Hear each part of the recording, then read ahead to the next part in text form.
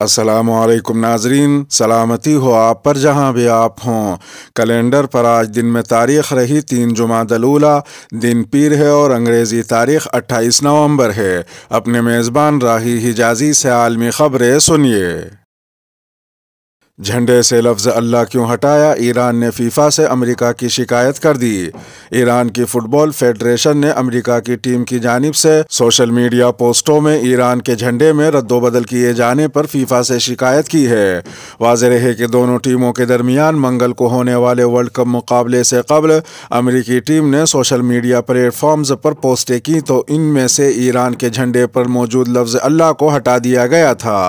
امریکی ٹیم کا کہنا ہے کہ انہوں نے ایران کے سرکاری پرچم کو اس لیے استعمال نہ کرنے کا فیصلہ کیا کیونکہ وہ ایران میں بقول امریکہ بنیادی انسانی حقوق کی جنگ لڑنے والی خواتین سے اظہار یکجہتی کرنا چاہتے تھے۔ ایران کی سرکاری خبر رساں ایجنسی ارنا نے کہا کہ امریکی فٹ بال فیڈریشن کے انسٹاگرام پیج نے ایک غیر پیشہ ورانہ اقدام میں ایرانی پرچم سے اللہ کا نشان ہٹا دیا۔ انہوں نے مزید کہا کہ اس اقدام کے بعد ایرانی فٹ بال فیڈریشن نے فیفا کو ایک ای میل بھیجی جس میں فیفا سے مطالبہ کیا گیا کہ امریکی فٹ بال فیڈریشن کے خلاف سنجیدہ کارروائی کی جائے۔ امریکی ٹیم کے ترجمان نے بعد میں کہا کہ سوشل میڈیا سے متنازع پوسٹوں کو ہٹا دیا گیا ہے اور ان کی جگہ ایران کے درست پرچم کے ساتھ نئی پوسٹیں لگا دی گئی ہیں۔ ادھر ایک دوسری خبر میں ایران کے سپریم لیڈر آیت اللہ علی خامنہ ای کی بھانجی فریدہ مراد خانی کو ایرانی حکام نے ایرانی حکومت کو قاتل اور بچوں کو مارنے والی قرار دیتے ہوئے ایک ویڈیو ریکارڈ کرانے پر گرفتار کر لیا ہے۔ واضح ہے کہ فریدہ مراد خانی کا تعلق آیت اللہ علی خامنہ ای کے خاندان کی اس شاخ کے ساتھ ہے جو ایران کی مذہبی قیادت کے مخالف رہی ہے۔ فریدہ کے بھائی نے ہفتے کو ان کے یوٹیوب چینل پر ایک ویڈیو شیئر کی جس میں انہوں نے ایرانی شہریوں کو جبر کا نشانہ بنانے کی مذمت کی اور کوئی قدم نہ اٹھانے پر عالمی برادری پر تنقید کی۔ دوسری جانب ایران کے عدالتی حکام نے اتوار کو تصدیق کی کہ ایرانی ریپر توماد صالحی جنہوں نے حکومت مخالف مظاہروں کی حمایت کی تھی ان کو فساد فی الارض کے الزام کے تحت سزائے موت دی جا سکتی ہے۔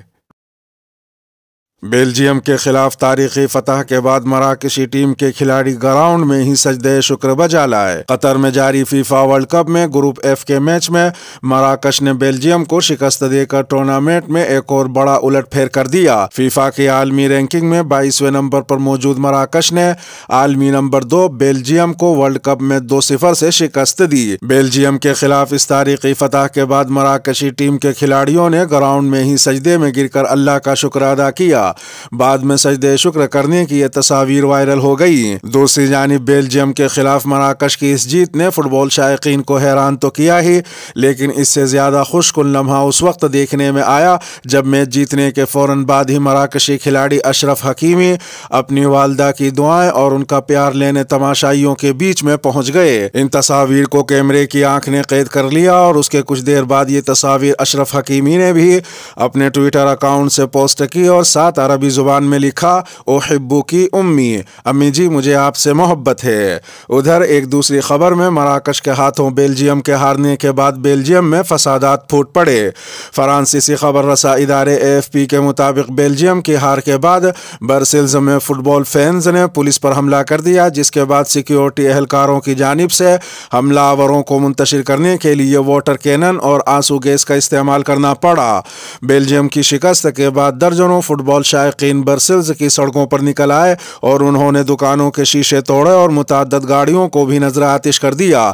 پولیس نے حملے کی اطلاع ملتے ہی شہر میں ٹرین سروس معطل کر دی اور فسادات کے بڑھ جانے کے خوف سے سڑکوں کو بھی بند کر دیا۔ پاکستان کی وزیر مملکت خارجہ ہنا ربانی منگل کو افغانستان جائیں گی۔ پاکستان نے افغانستان سے تعلقات کے فروغ اور افغان عوام کی بھرپور امداد کے اعادے کے لیے اپنا اعلیٰ وفد افغانستان بھیجنے کا فیصلہ کیا ہے۔ ذرائع کے مطابق وزیر مملکت امور خارجہ ہنا ربانی کھر وفد کے ہمراہ منگل کو کابل جائیں گی۔ ذرائع نے بتایا کہ ہنا ربانی کھر کا افغان وزیر خارجہ ملا امیر خان متقی سے ملاقات کے علاوہ افغان وزیر اعظم سے بھی ملاقات کا امکان ہے۔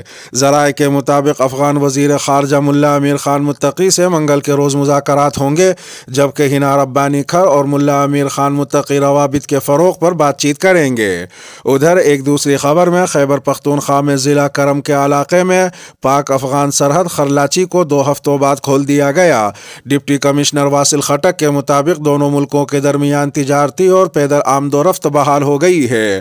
واضح ہے کہ خرلاچی سرحد 14 نومبر کو دونوں ممالک کے درمیان فائرنگ کے ایک واقعے کے بعد بند کر دی گئی تھی۔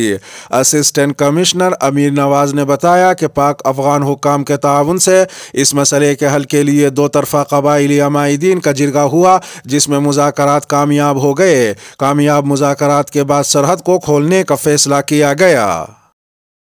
سعودی عرب کے کون سے علاقے پیر سے بدھ تک بارش کی زد میں رہیں گے؟ سعودی عرب میں موسمیات کے قومی مرکز نے کہا ہے کہ پیر 28 نومبر سے بدھ تک سعودی عرب کے بیشتر علاقوں میں گرج چمک کے ساتھ بارش کا امکان ہے۔ اخبار 24 کے مطابق قومی مرکز نے اپنے بیان میں کہا کہ تبوک، حدود شمالیہ، الجوف، مدینہ منورہ ریجنز، تبوک کے الوجہ، زباق حقل، نیوم، املج اور تیما کمشنریوں میں بارش کے امکانات ہیں۔ قومی مرکز کے مطابق القصیم ریجن میں مختلف مقامات، الشرقیہ اور حفر الباطن میں درمیانی درجے کی بارش متوقع ہے۔ قومی مرکز کا یہ بھی کہنا ہے کہ مکہ مکرمہ کے جنوبی علاقوں، اسیر ریجن کے بالائی مقامات، مشرقی جازان، باہا، ریاض ریجن کے شمال مغربی علاقوں میں تیز ہواؤں اور گرج چمک کے ساتھ بارش کے آثار ہیں۔ دریں اثنا محکمہ شہری دفاع کا کہنا ہے کہ پیر سے بدھ تک گرج چمک کے ساتھ بارش کے امکان کے پیش نظر احتیاطی تدابیر پر عمل کیا جائے۔ کووڈ پالیسی ایک کھیل ہے، چین میں حکومت مخالف احتجاجی لہر۔ چین کے مختلف شہروں میں ہونے والے احتجاج تیسرے دن میں داخل ہو چکے ہیں اور شہری حکومت کی سخت گیر کووڈ پالیسی کو تنقید کا نشانہ بنا رہے ہیں۔ خبر رساں ادارے روئٹرز کے مطابق اتوار کی شب چین کے شہر شنگھائی میں سینکڑوں مظاہرین نے احتجاج کیا۔ واضح ہے کہ چین میں احتجاجوں کا یہ سلسلہ 24 نومبر کے ایک واقعے کے بعد شروع ہوا، جب چین کے شمال مغربی علاقے سنکیانگ کی ایک رہائشی عمارت میں آگ لگنے سے 10 افراد ہلاک جبکہ 9 زخمی ہو گئے تھے۔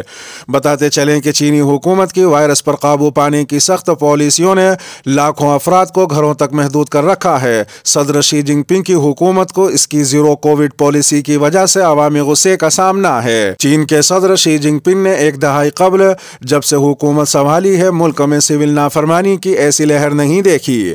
ایک ایسے وقت میں جب دنیا میں کووڈ سے متعلق پابندیوں میں نرمی کی جا رہی ہے، چین بدستور سخت پالیسی اپنائے ہوئے ہے، جس کی وجہ سے لوگوں میں بے چینی ہے اور اس کے ساتھ ساتھ دنیا کی دوسری بڑی معیشت سمجھا جانے والا ملک چین معاشی دباؤ میں بھی ہے۔ اتوار کو شنگھائی کے علاوہ ووہان، چینڈکو سمیت کئی شہروں میں مظاہرے ہوئے اور کچھ یونیورسٹیوں کے طلباء بھی ہفتے کے آخر میں احتجاجی مظاہروں میں شریک ہوئے۔ بعد ازاں پیر کی صبح بیجنگ میں دریائے لیگانگ ماں کے کنارے واقع رنگ روڈ 3 پر کم از کم 1000 مظاہرین احتجاج کے لیے جمع ہوئے اور انہوں نے وہاں سے ہٹنے سے انکار کر دیا۔ وہاں کچھ ایسے نعرے لگے کہ ہم ماسک نہیں آزادی چاہتے ہیں، ہمیں کووڈ نہیں آزادی چاہیے۔ سیاست میں ناراضگی کی کوئی جگہ نہیں ہے، ہم مصر کی طرح شام کے ساتھ بھی تعلقات بحال کر لیں گے۔ ترکیہ کے صدر رجب طیب اردوغان نے کہا ہے کہ مصر کے ساتھ تعلقات کو معمول پر لانے کا مرحلہ پہلے وزراء کی سطح پر اور اس کے بعد سربراہان کی سطح پر چلایا جائے گا۔ گزشتہ ہفتے قطر میں مصر کے قابض و آمر فوجی صدر عبد الفتاح السیسی کے ساتھ ملاقات سے متعلق سوال کے جواب میں رجب طیب اردوغان نے کہا کہ ہم نے صدر السیسی سے آدھ پونے گھنٹے کی مختصر ملاقات کی۔ میں نے سیسی سے کہا کہ اب نچلی سطح پر ہمارے وزراء 2 طرفہ دوروں کا آغاز کریں، اس کے بعد ہم سربراہی سطح پر مذاکرات کا دائرہ وسیع کریں گے۔ رجب طیب اردوغان کا یہ بھی کہنا تھا کہ ہم نے سیسی کے ساتھ بعض مختلف پہلوؤں پر بھی بات چیت کی۔ بعد ازاں موصول معلومات کے مطابق سیسی نے اس ملاقات پر بہت مسرت کا اظہار کیا۔ جواباً ہم نے بھی انہیں اپنے جذبات سے آگاہ کیا۔ خلیجی ممالک کے ساتھ ترکیہ کی ناراضگی کو اپنے مفاد میں بدلنے کے خواہش مندوں کی طرف اشارہ کرتے ہوئے رجب طیب اردوغان نے کہا کہ ہمارے آپس کی ناراضگی دور کرنے پر ان کا کھیل خراب ہو گیا ہے۔ رجب طیب اردوغان نے کہا کہ ترکیہ کی جن ممالک کے ساتھ ناراضگی تھی ان میں سے ایک متحدہ عرب امارات تھا، لیکن اب اس ملک کے ساتھ ہمارے تعلقات نہایت اچھے ہیں اور مزید اچھے ہو جائیں گے۔ یہ چیز بعض حلقوں کو بے اطمینان کر رہی ہے۔ رجب طیب اردوغان کا یہ بھی کہنا تھا کہ جس طرح مصر کے ساتھ ہمارے تعلقات ڈگر پر آ گئے ہیں، اسی طرح بعد کے مرحلے میں شام کے ساتھ بھی تعلقات معمول پر آ سکتے ہیں۔ سیاست میں ناراضگی کی کوئی جگہ نہیں ہے۔